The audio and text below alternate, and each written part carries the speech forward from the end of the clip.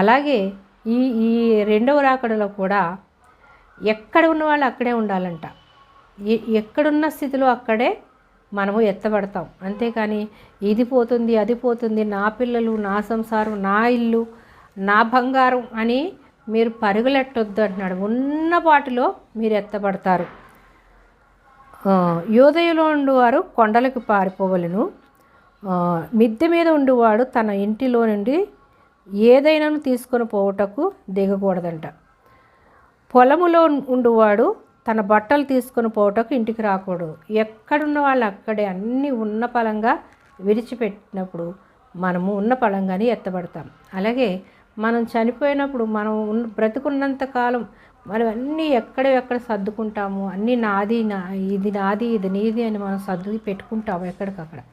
కానీ మనకు మరణం వచ్చినప్పుడు ఎక్కడున్నవో అక్కడే విడిచిపెట్టి వెళ్ళిపోతాం.